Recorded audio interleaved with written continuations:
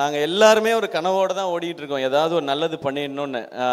என்ன இப்போ சரவணன் பேசும்போது நிறைய எனக்கு நடந்த விஷயங்கள் எல்லாம் நாங்கள் பேசினோம். எனக்கு நடந்த அத்தனையும் சரவணன் எனக்கு தெரியும். நான் எல்லாத்தையும் கேட்குறது அதான்.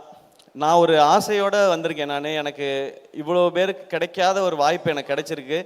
இந்த வாழ்க்கையை அர்த்தமுள்ளதை ஆக்கிக்கணும்னு நான் ஆசைப்படுறேன். ஏன்னா எனக்கு மட்டுமே போதுமானதாக இருந்தால் இவ்வளோ பெரிய ஒரு பேரோ புகழோ பணமோ கடவுள் கொடுக்க தேவையில்லை. அது உனக்கு மட்டும் யூஸ் ஆகக்கூடாது, இன்னும் கொஞ்சம் பேருக்காவது யூஸ் ஆகணும்னு அவர் சொல்கிறாருன்றதான் நான் எவ்ரி படம் ஹிட் ஆகும்போதும் சம்பளம் வாங்கும்போதும் அதை நான் நினச்சிப்பேன். அதை முடிஞ்ச அளவுக்கு எனக்கு தெரிஞ்சவங்களுக்கோ நல்லது நான் பண்ணிகிட்டு இருக்கேன்.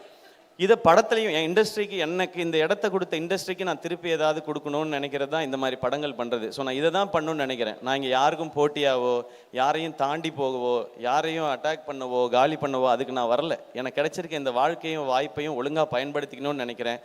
என்ன அதுக்கு விட்டுருங்க, அதை தான் நான் கேட்கணும்னு நினைக்கிறேன். நான் இப்படியே இந்த மாதிரியே பண்ணிட்டு போயிட்டே இருப்பேன். இந்த மாதிரி நிறைய டேலண்ட்ஸோட இவங்களோடலாம் படம் பண்ணும்போது நான் நிறையா கற்றுக்குறேன். நான் இது வரைக்கும் நான் எல்லாத்தையும் திரும்ப சொல்கிறது தான். நான் ஏன் அதை நான் ரீமேக் படம் பண்ணதில்லை இது வரைக்கும். நான் கதை கேட்டு தான் படம் பண்ணியிருக்கேன். என்னுடைய படங்களோட வெற்றி தோல்வி ரெண்டுத்துக்குமே நான் ரொம்ப பொறுப்புன்னு நான் நம்புகிறேன்.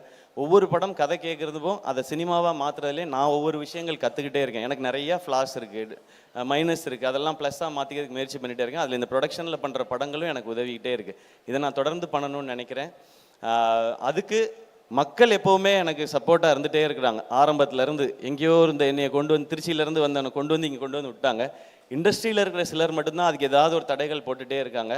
அதை தாண்டி வரணுனால நான் அதுக்கு ரெடி. பட் அந்த தடைகளை நீக்கிட்டிங்கன்னா இன்னும் 4 சிவகுமார் முருகேசன் எங்கே இருந்தால் தேடி கண்டுபிடிச்சி நான் கூட்டிகிட்டு வந்துடுவேன். என்னையை நீங்கள்லாம் கூட்டிகிட்டு வந்த மாதிரி அது மட்டும் தான் நான் கேட்கணும் நினைக்கிறது. தேங்க்யூ, எல்லாருக்கும் ரொம்ப ரொம்ப நன்றி. அண்ட் இந்த படம் பார்த்த உடனே வாங்கிட்ட ஜியோ ஹாட்ஸ்டார்